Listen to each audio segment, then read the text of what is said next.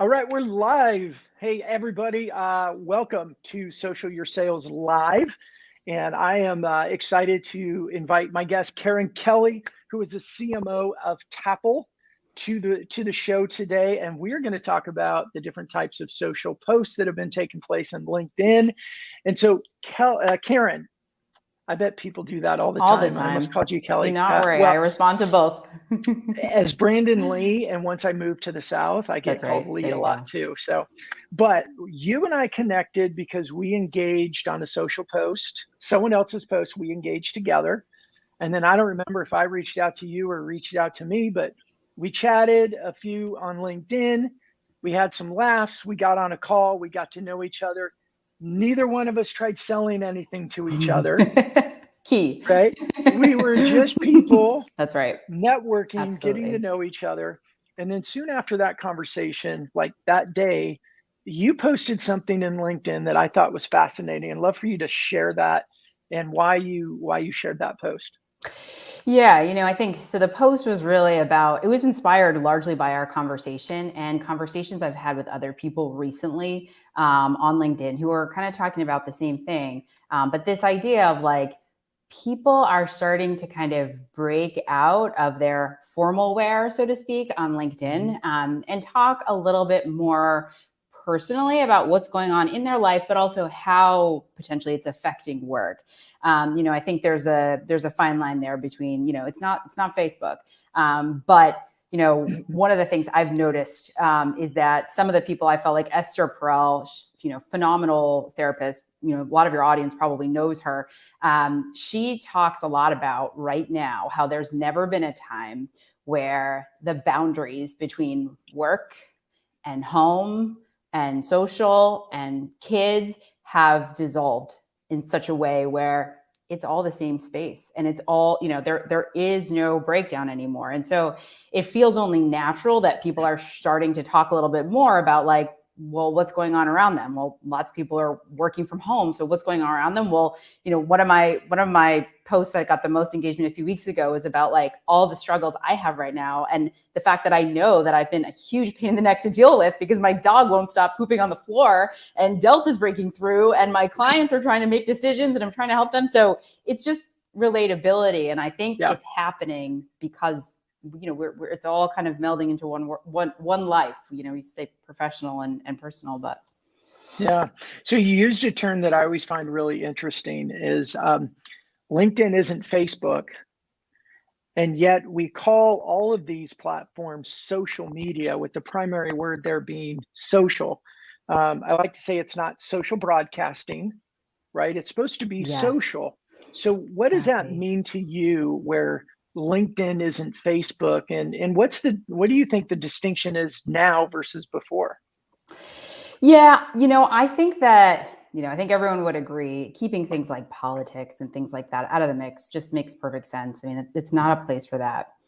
But what I do think it is, number one, I think having a degree of vulnerability. I think Mhm. anytime you can kind of come out and say, I wish I had done this better, or I really learned something big from this experience is huge. I would say one of my most successful posts was about how I really screwed up 10 years ago with my brother and I needed to make it up to him. And so I think anytime you can kind of add a human element in of like, this isn't just self-promotion. It's kind of a recipe for success, but on a platform like LinkedIn, and I spent 10 years in the B2C world. So I spent all my Mhm. time on like Instagram, Facebook, and those rising platforms. Coming over to LinkedIn and spending most of my time here now in a B2B company, it's really like I walked into LinkedIn, like, what's going on? It feels like everyone's in a mental straitjacket. It's like there's very little like sort of creativity, playfulness, honesty. So I think being able to kind of find that line between, kind of toning, maybe the mix of your posts is like 10%, promotional and 90%, relatable scenarios where you learn something or you could help someone. And it's not just about your post. Like, as you said, you and I connected because somebody else posted something and you Right. saw what I wrote and said, oh, wow, I could connect. That makes sense to me. Hmm. And being a little more forthcoming with who you are and what you believe. Yeah, absolutely. Yeah, I think it's fascinating right now is, my company and my partnership with a few companies, we've done a lot of research around engagement within social. And it's very interesting because the marketers in us, and I is one as well. Um, it's hard sometimes when I look at the data and go, nobody wants to read our brochures. Like people just don't engage with our business content. Yep. But yet, when you post something like, hey, I see this happening on LinkedIn and people are being vulnerable and connecting more, what the heck's going on? I mean, your post was packed. What do we do with that? Mhm. I think it's like baby steps. I think there are a lot of passive LinkedIn users. I've actually gotten a lot of outreach from folks who are like, I really liked your post. I'm really passive on here, like, but I'd like to talk more. And I almost feel like if people can give themselves a little bit of permission and room to just even start commenting on other people's, you don't need to make your own comment. I think your own post, the marketers and us, like you said, we want to create. But just like every brand is trying to turn themselves into a human, right? Essentially, they're trying to move more and more towards how do we humanize our brand to consumers. It's Right, like, well, LinkedIn is full of those same humans. I think right. taking baby steps towards, allowing yourself to kind of engage more is can really go a long way. You don't have to go that far, I think. Yeah. Well, and it is interesting to me that you get as brands are moving closer to trying to be more human. I think it's time that we unleash the humans to go be human, and let them use LinkedIn to be human and develop conversations. How have you found some of the best conversations that have developed through social media for you and your role with Tapple? Yeah. So it's interesting, actually. Like the longer our product is very much geared towards helping brands become human in the physical world. So I'm almost mimicking what our product does in a way. That's probably why I work for this company. But what I've done in terms of what I've been getting reactions from on my profile, say, and this is something anybody could do just to kind of open themselves up and kind of say, hey, I'm like a human behind the headline. Right. I obviously still have my title on there, but really I talk about how like I'm a person first and I want to connect with other people. And I only changed that a few weeks ago, and I've probably gotten 6 connection requests, people specifically mentioning that. Awesome. Uh-huh. Yes, I want to connect with other humans too. So simply just putting it out there, I was like, I'm not just going to talk about my achievements and my accomplishments and our last fundraise. I'm going to talk about me as a person and the kind of people that I want to attract. And I think that's what it all comes down to and that's why we're on this call, is that you saw that I was a like-minded person. I saw you Hmm. were too. And really that's how you can start with sort of attracting or repelling, right? Like any good brand. Yeah, absolutely. I had a conversation with a sales professional today that longer story, but the question was basically, what do I do different? Like these tactics that I've been trained in aren't really working. And we had a conversation around the type of post. And I tell this story. I'd love for you to hear, chime in on it. This was one of the last networking events I was at before COVID kind of shut everything down. And evening event, everyone had a drink in their hand. There was about 6 or 7 of us kind of standing around, just getting to talk, get to know each other and all that. And this lady came over and she kind of like moved her way into the circle and she goes, sorry, I don't mean to interrupt. Which, number one, I'm like, you totally just interrupted what we were doing. We But were she all didn't mean talking. to. Yeah, but I didn't mean to. And she like put herself in the center of the circle, had a big stack of business cards, and she gave her little pitch Yeah. and then handed everybody a card Mm. and said, when you need da da da, come think of me, give me a call, and then left. It's like the equivalent of email spam. Right. And we all looked at each other and went, what the heck? And, my personality, I said, well, I'll start. I was like, anybody? And everybody put their cards in my hand and I threw them away because it was rude. It interrupted what we were doing. There was no relationship. There Yeah. was no attempt to have a Yeah. conversation. It was me, me, me, me, me, Yeah. and left. And I translate a lot of that into social media. And I'm not saying everything, we get rid of all of our brochure type content or business No. cards and what we do. Absolutely necessary to have that. But when it's all or 70, 80%, I think we train our audience to just shut us out because nobody wants to read our stuff like that all the time. Without What a do you think doubt. about that? It's almost like you need to reverse everything, right? So you need Mhm. to start with this interpersonal relationship and really, like, it doesn't have to be heavy. It's more just like, like I've noticed that you have this problem, or you might have this problem. Maybe we can help you solve it. But the bottom line is, I think the interest has to come from, like, I truly am interested in this other person.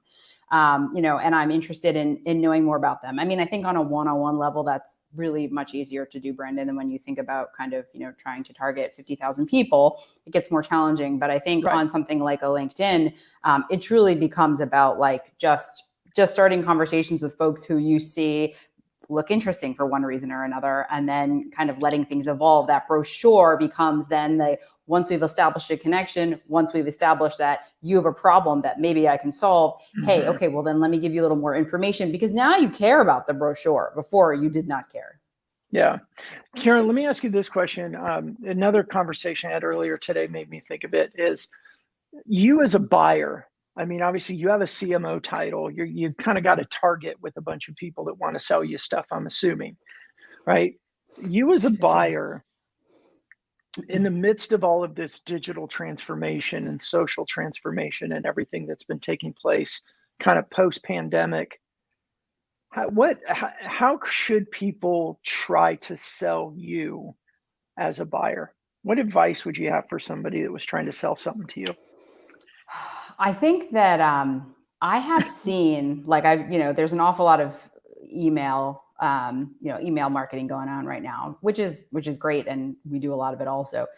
I think the more personalized, but also the more targeted they can possibly make this, with regard to understanding how big is our company, what stage of growth are we at, what are our likely pain points right now. I think when I see, the first thing that comes through, from an email perspective is, that the subject line, and I am always far more inclined to open emails that have something that has some kind of, like, everyday relatable humor in it, that where I can, maybe kind of see where it's going. But I got one the other day. The subject line was "butts in seats." It just was like, Yeah.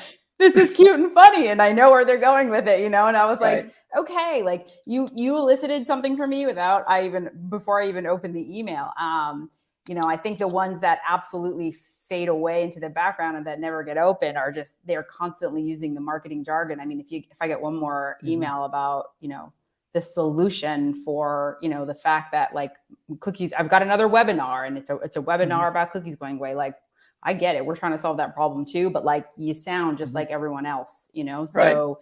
What about inside of social? As we talk about social sales, that's email marketing, and I think it's a pretty well-established platform and what they're doing. I feel like social is in a state of change. I think that 2020 was a big pivot point for social media as a communication platform. I think it was used before, but it was very supplementary.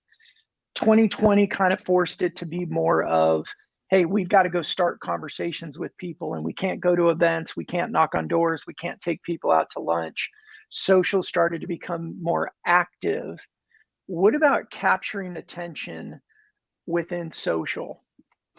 Yeah, actually, that's interesting, and the idea of using things that are more, like, kind of raw, like stories, and kind of pulling back the curtain on, again, kind of humanizing the brand and in real time.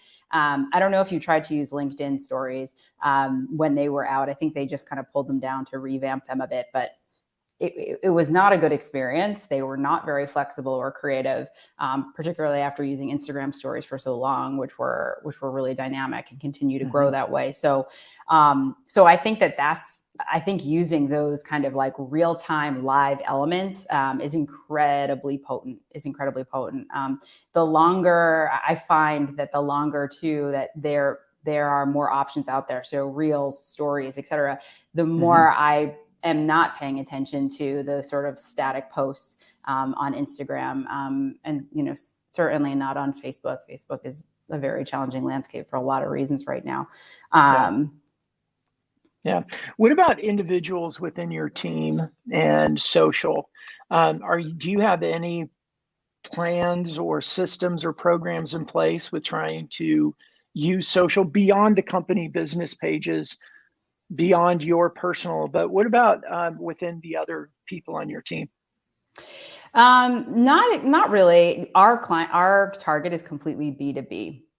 So really, we're not focused as much on, say, like an Instagram or a Facebook. Actually, Right. most of our efforts are focused on LinkedIn, Mm-hmm. and we're at an early stage of growth. So it's actually pretty great. We have more kind of interest than we know what to do with right now. So that's a good thing. But I would say we get most of our interest comes from LinkedIn or referrals.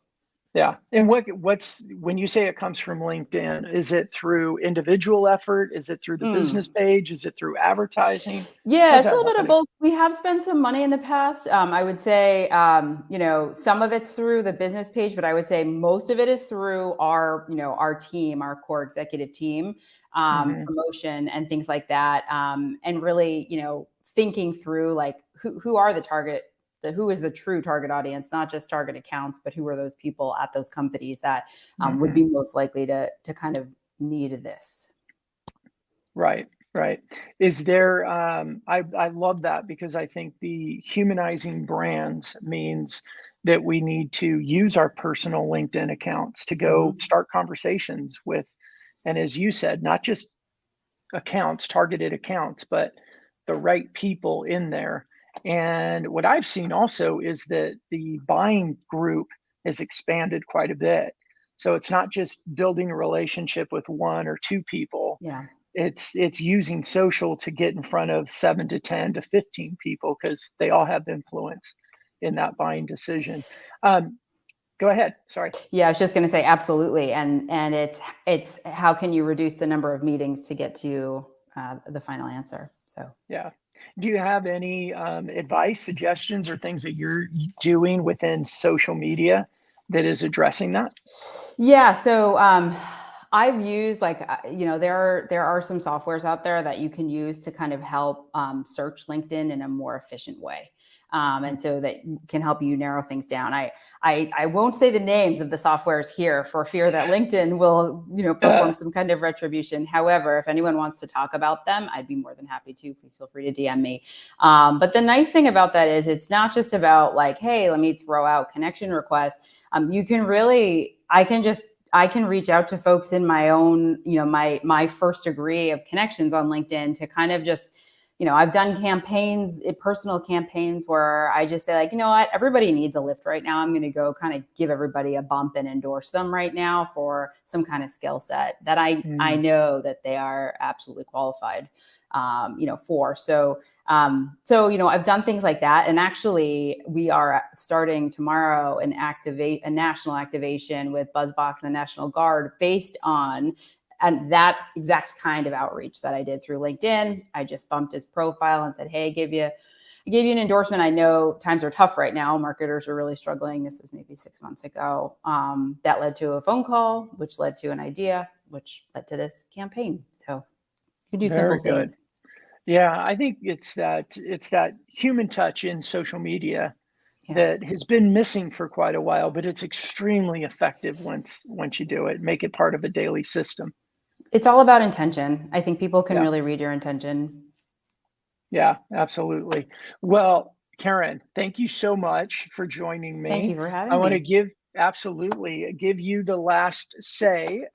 Tell us a little bit about Tapple and how Sure. people best connect with you. Obviously, we're live on LinkedIn, we're live on YouTube, and we do go live on our Facebook page, but we don't promote our Facebook page a whole lot. It's just because StreamYard makes it easy. But how can Sure. people find you? Yeah, our website is tapple.io. If you would like to reach out to me, obviously the easiest thing to do is just DM me through LinkedIn, or you can shoot me an email at Karen@tapple.io. But our product is all about, as I mentioned earlier, humanizing brands in the physical world. So anywhere a brand meets a consumer in the physical world, we are there to create interaction and gather data from consumers. So before that was kind of something relegated to the interwebs. Now you can actually take environmental data as well as first-party consumer data and capture it all in one place. So really, that's really what we're all about. Sounds very interesting, and taking complex stuff and making it simple. It sounds like awesome. Without a doubt. Awesome. Well, everybody, thank you so much for joining us on Social Your Sales Live. I'm Brandon Lee, and we'll see you next time. Thanks so much.